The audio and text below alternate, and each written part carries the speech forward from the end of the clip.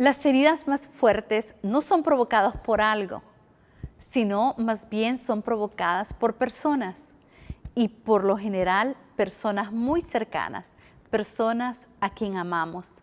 Y a lo mejor hay familias que vemos situaciones desastrosas y tú te preguntas, ¿habrá esperanza para una familia en donde solamente se ve desastres y heridas alrededor?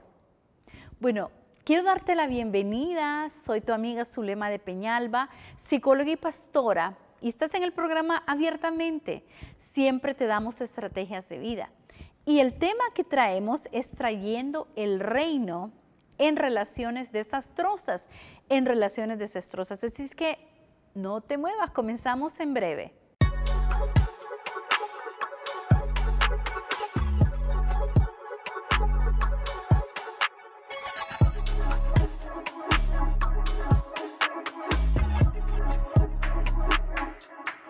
Las heridas más fuertes son causadas por personas y personas cercanas, personas que nos importan, personas a quien amamos. En otras palabras, la mayoría de heridas son ocasionadas dentro del hogar. Pero mira qué increíble que Jesús dijo que Él vino para reconciliarnos, y no solamente reconciliarnos con Dios, sino reconciliarnos los unos con los otros. Pero alguien dice, bueno, reconciliarme con Dios es fácil, podría pensar, porque es que Dios es tan fácil de amarlo, Él es tan amoroso, tan fiel, tan misericordioso. El problema radica en reconciliarnos con otros, porque nunca sabemos cómo van a reaccionar. ¿Cómo va a reaccionar tu papá? ¿Cómo va a reaccionar tu mamá, tus hermanos, tu cónyuge a diferentes cosas? Y es ahí donde está el meollo de todo. Ahora, no hay mejor personaje en la Biblia que simbolice esto de los desastres que nuestro amigo David. Dice en una ocasión que David llega con sus hombres de guerra, con sus hombres valientes, llega a un lugar donde está su casa, su familia, y se encuentran con una escena desoladora. Resulta que el enemigo se había llevado a las esposas y a los hijos. Y imagínate qué triste. Y dice que David los persigue a sus enemigos y recupera a su familia. Así es que muchas veces me parece que a David se le facilita enfrentarse con un enemigo de carne y hueso que enfrentarse con el enemigo de su familia y reconocer también cuál es su enemigo o cuáles son las dificultades que tiene. Así es que esta es la historia de David. ¿Te recuerdas que David tuvo muchas esposas, concubinas y muchos hijos? Pero hoy te quiero hablar de Amnón, que fue su primogénito, y nos menciona a diferentes hijos. Resulta que Amnón, dice la palabra, que se enamora, más bien es una palabra que utiliza, se obsesiona por su media hermana llamada Tamar, a tal grado que tristemente nos cuenta el relato que la ultraja sexualmente. Y no solamente la ultraja, sino que después de que ha hecho eso, la corre de la casa. Así es que es interesante, pero las heridas más fuertes en nuestra vida, aún desde que somos niños, fueron ocasionados por gente cercana, por nuestra familia. Y eso puede traer repercusiones. Mira lo que dice segundo libro de Samuel, verso 13, 21-22. Cuando el rey David se enteró de lo que había sucedido, es decir, sí se enteró, se enojó mucho. ¡Wow! La verdad que es entendible que se haya enojado mucho. De hecho, Dios se enoja con cosas injustas. Dios se enoja con cosas abominables. Y dice que se enoja mucho. De hecho, las emociones no son buenas, no son malas, sino más bien es una manera que Dios ha puesto para saber cómo está nuestra alma. Por eso es que uno tiene que decir, bueno, ¿por qué estoy llorando o por qué estoy enojado? Porque esto te está hablando de algo que está sucediendo en tu alma. Es interesante. El problema con David que él no hizo nada al respecto, hasta ahí quedó, hasta el enojo. Dios se enoja también con actos terribles, pero mira lo que dice el pasaje. Dice que cuando el rey David se enteró de lo que había sucedido, se enojó mucho. Y después continúa, Absalón, que era el otro medio hermano y hermano de Tamar, nunca habló de esto con Amnón. Qué curiosa esta palabra que dice, nunca habló esto con Amnón. Sin embargo, lo odió profundamente por lo que le había hecho a su hermano. Mira, no hubo confrontación de Absalón a Amnón, nunca. Y sabes que hay una tendencia en ti y en mí de cuando algo no nos parece, cuando alguien nos hiere, cuando alguien nos desanima, nos desilusiona, nos lastima, nos traiciona, nuestra tendencia no es confrontar, nuestra tendencia más bien es separarnos, es alejarnos, es movernos. Y lo que debemos hacer inmediatamente es confrontar. Un día vamos a hablar acerca de la confrontación, cómo hacerlo. Porque tampoco confrontar suena a pleito, ¿no es cierto? Pero inmediatamente debemos confrontar. Así es que pasó de la amargura al odio. Absalón pasó de la amargura al odio. Dice, Absalón nunca habló de esto con Amnón. Sin embargo, lo odió profundamente por lo que le había hecho a su hermano. ¿Qué es amargura? Es un sentimiento prolongado, duradero, de frustración, de resentimiento, de dolor o tristeza, especialmente cuando has sufrido una desilusión y cuando has sufrido una injusticia. O sea, cuando hay algo que alguien hace y que tú consideras que es injusto, no te trató bien, te lastimó, te decepcionó, no reaccionó. Entonces es ahí donde surge la amargura, este sentimiento prolongado de frustración, de dolor y de tristeza. Mira lo que dice este pasaje como para que podamos entender toda la escena que sucedió. En 2 de Samuel, capítulo 13, el verso 14 y 17. Pero Amnón no quiso escucharla. Aquí estamos hablando que él intenta violar a Tamar y ella le está diciendo no lo hagas. Pero Amnón no quiso escucharla. Y como era más fuerte que ella, la violó. De pronto el amor, escucha estas frases, de pronto el amor de Amnón se transformó en odio y la llegó a odiar aún más de lo que la había amado. Porque eso no era amor, eso era una obsesión, eso era una ligadura enfermiza, dolorosa. Y bueno, dice que llegó a odiarla. Y yo creo que al final no es que estaba odiándola a ella, creo que estaba teniendo asco de sí mismo. Y le dice Amnón a su hermana que acaba de violar, vete de aquí, le gruñó. No, no, gritó Tamar. Echarme de aquí ahora es aún peor de lo que ya me has hecho. Pero Amnón no quiso escucharla. Entonces llamó a su sirviente y le ordenó, echa fuera a esta mujer y cierra la puerta detrás de ella. ¿Te puedes imaginar? Para Tamar acaba de ser violada y todavía la corren como un perro echado de una casa. Verso 18. Así que el sirviente la sacó y cerró la puerta detrás de ella. Tamar llevaba puesta una hermosa túnica larga, como era costumbre en esos días para las hijas vírgenes del rey. Pero entonces ella rasgó su túnica y echó ceniza sobre su cabeza y cubriéndose la cara con las manos se fue llorando.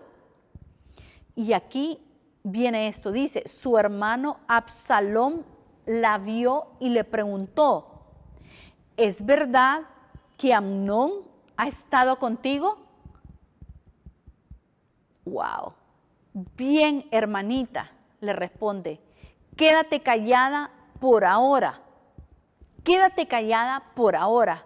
Mira qué interesante, porque estamos viendo en primer lugar que David, su papá, se había enojado, pero no hizo nada. Ignoró a Tamar, ignoró su dolor, ignoró su humillación y ignoró la violación, ignoró todo lo que estaba aconteciendo, ignoró que estaba y que había sido pisoteada, lo ignoró completamente. Y tan es así que sus vestiduras reflejan lo que estaba sintiendo Tamar. Tamar usaba las vestiduras de las princesas vírgenes del rey. Y dice que ella agarró ese vestido y lo rasgó completamente, porque es un símbolo de cómo estaba su corazón rasgado, cómo estaba su vida completamente destrozada. Pero ¿sabes lo que le trajo mayor dolor a Tamar? Sí, por supuesto, una violación es tremenda. El acto de humillación que hizo Amnón fue tremendo, pero creo que lo que le dolió más fue que su papá no hizo nada al respecto. ¿Sabes? Fue la postura de su papá. Ignoró la violación y bueno, y entonces no solamente dañó y lastimó a Tamar, sino que esta postura del rey también dañó a su otro hijo, Absalom. Quedó devastado.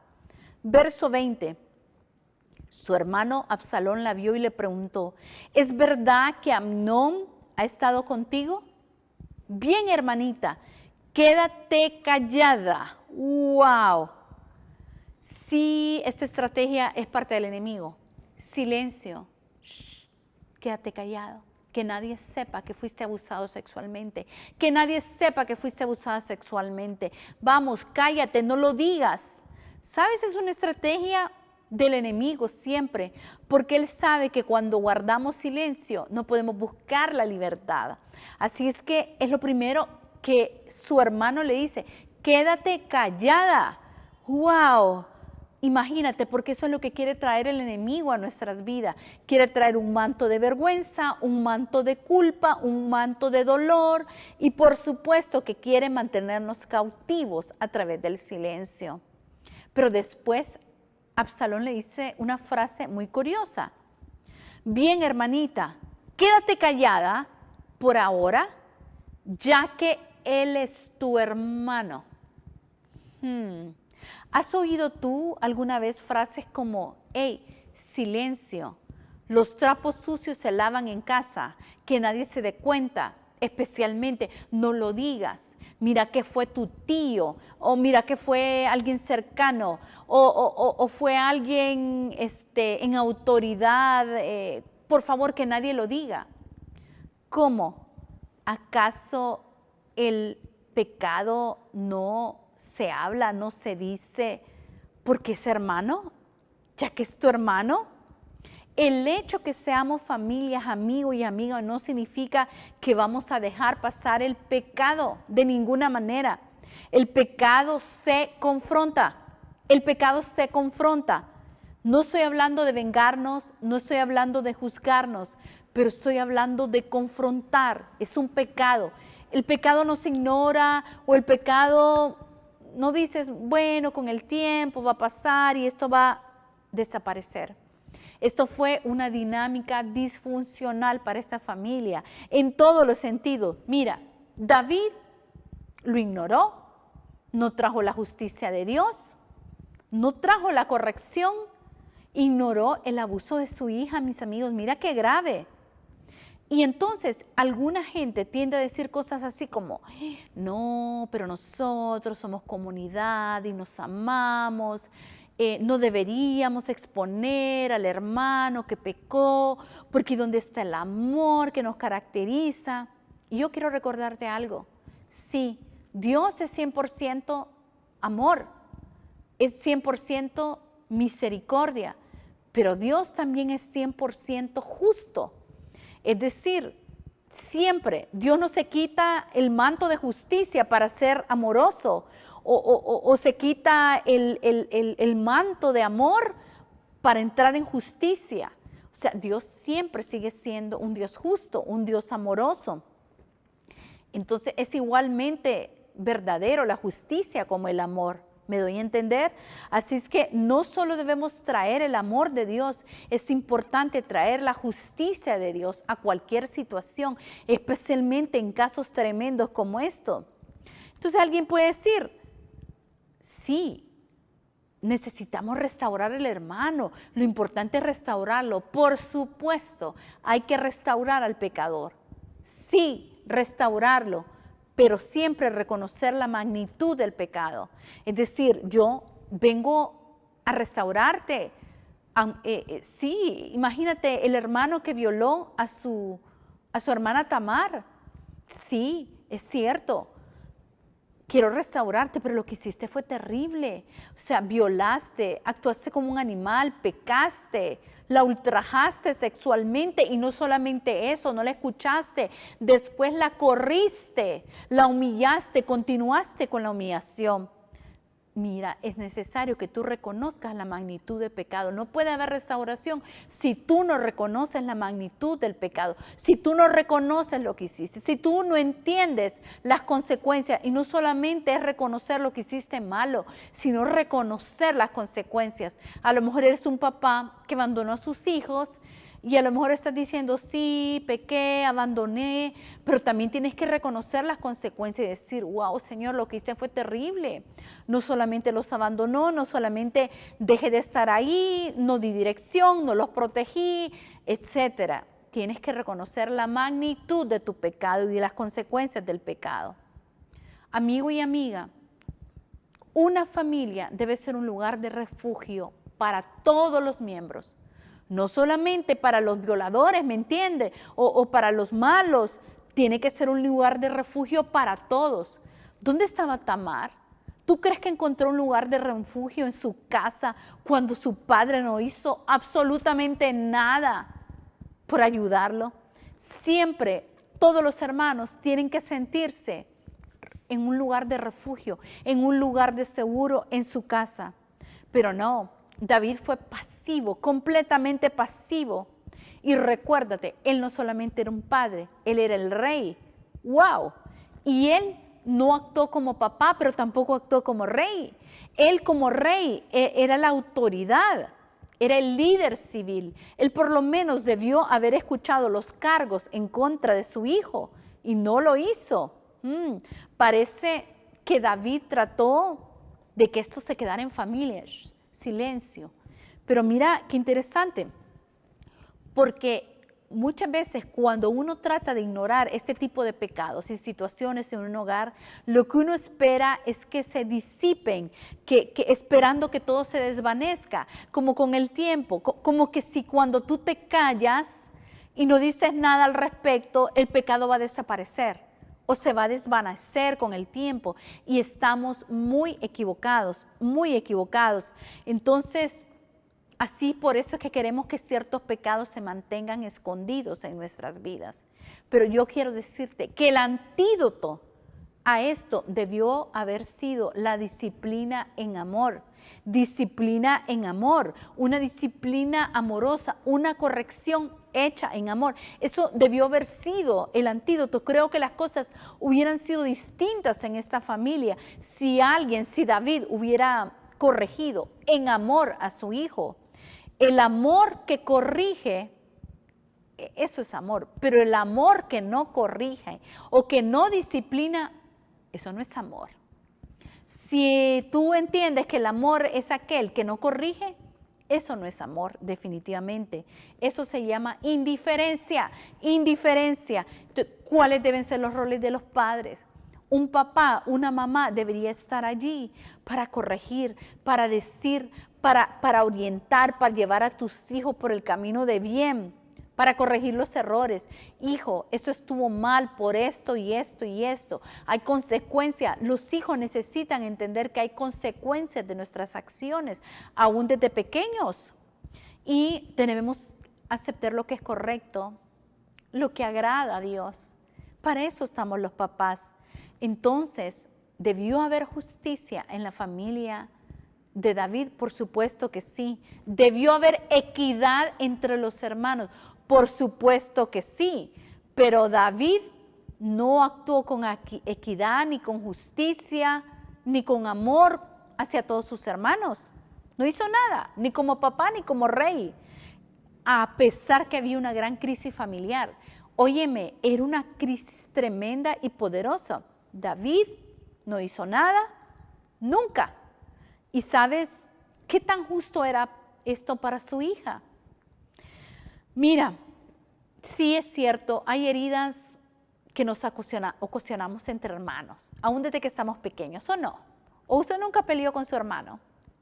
¿O usted nunca le dijo algo feo a su hermano? ¿O su hermana nunca le dijo algo feo a usted? Algo feo que la dañó y le lastimó. Y sí, por supuesto, esto es doloroso, pero es todavía más doloroso cuando un papá y una mamá no hacen nada al respecto. Especialmente si tú te quedas con la sensación de que hubo injusticia, que no fue lo correcto. Y seguramente en ambas partes, un niño y su hermana, ambos tienen las posiciones creyendo, es que lo que él me hizo fue injusto. Y a lo mejor el otro está diciendo lo mismo.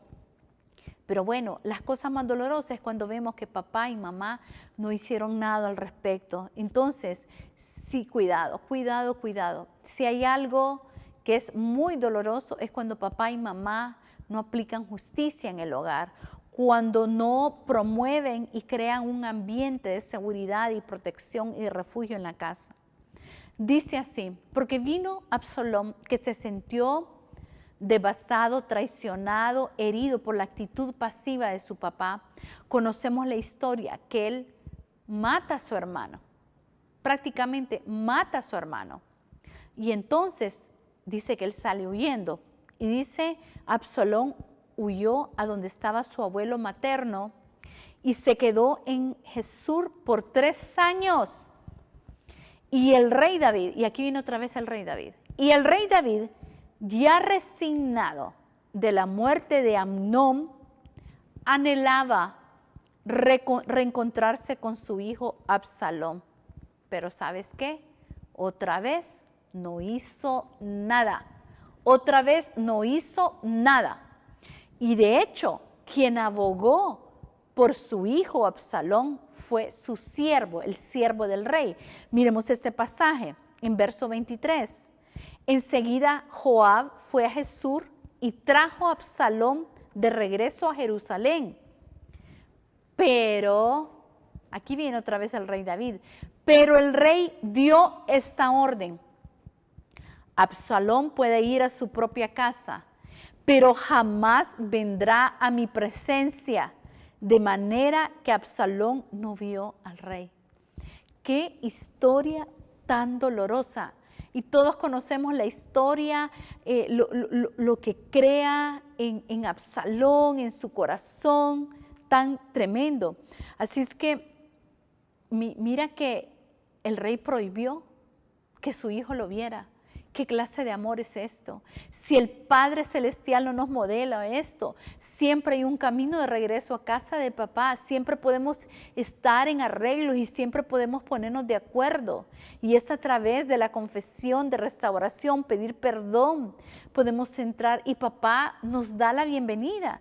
Pero este padre no quiso volver a su hijo, nunca más quiso volverlo a ver. ¿Por qué? Así es que es importante, amigo y amigo, no dejes que las heridas permanezcan mucho tiempo. ¿Sabes por qué? Porque cuando las heridas dentro de nuestro hogar permanecen por mucho tiempo, viene la cautividad. Viene la cautividad y todos conocemos la historia triste. Absalom después provoca un evento de traición y de rebelión en contra de su papá a tal grado que Absalom muere. Absalom muere. Las heridas no sanadas traen cautividad, mis amigos, mis amigas, siempre esto es así. Y ese corazón lleno de venganza dolorosa es tremendo. Sí, porque Absalom se sentía afectado. Primero se sintió dolido, resentido, amargado. Después de la amargura llegó el odio, después llegó la venganza y después llegó la muerte. Ese es el camino de una herida que no es sanada, de una herida que no es resuelto. Verso 32, Absalom contestó, ¿por qué quería que le preguntaras al rey por qué me trajo de Jesús si no tenía intención de verme? Mejor me hubiera quedado allá. Otra herida, el corazón de Absalom. Y mira, cuando tú no sanas y perdonas una herida que te han hecho, tú siempre tienes a los demás en castigo. Puede ser tú que me estás viendo y tienes en permanente castigo a tu esposo por algo que hizo en contra de ti. Y ahí está, nunca lo resuelven de raíz, pero ahí siempre lo traes y siempre lo tienes en castigo a tu esposo o a tu esposa, en penitencia. Y hay veces tú como hijo no perdonas, pero ahí estás con esa raíz dentro de tu corazón de amargura y de dolor. ¿Y sabes qué sucede? Que cuando pasan estas cosas, tú vienes con una desconexión interna, te desconectas y te cierras. ¿Y por qué te cierras? No, yo con esa persona nunca más voy a querer algo. A lo mejor no eres tan radical como David, que le prohíbe a su hijo que lo vea, pero te cierras y tú dices nunca más. Es mejor cerrarme, es mejor no sentir para no sufrir. Ese es un mecanismo interno que tú tienes a causa del dolor. O empiezas a enfriar tu corazón para proteger tu alma de nuevos dolores, de nuevas heridas en tu vida, y empiezas a levantar muros y empiezas a distanciarte unos a los otros. Amiga y amigo, no sé cómo está tu casa, no sé qué tan profundo, pero te he presentado un caso extremo de dolor y de heridas tremendas. Yo no sé quién comenzó qué, o quién dijo qué, o qué hizo tu papá, o qué no hizo tu mamá, no lo sé. Pero quiero decirte que si tú no perdonas, tu corazón es un candidato a ser un corazón cautivo. Y hoy es el día en donde tú puedas sanar de corazón a aquellos que te hirieron y te lastimaron. Hoy es el día de libertad. Hoy es el día, ¿sabes por qué? Porque al cerrarte, al alejarte de tu familia, es como que estás permitiendo que venga veneno a tu vida. Quiero bendecir tu vida y quiero declarar que fuiste llamado a caminar en libertad y no a vivir en amargura, en venganza, en odio, en muerte. Hay esperanza para tu vida y quiero bendecirte. Gracias por sintonizar, gracias por siempre contactarte en YouTube, en CCI Channel. Nos buscas como Abiertamente TV, Zulema Peña de Peñalba, y nos buscas también en nuestras redes sociales. Por favor, escríbenos y comparte este video. Yo sé que va a traer mayor bendición a otros. Que el Señor te bendiga. Un abrazo.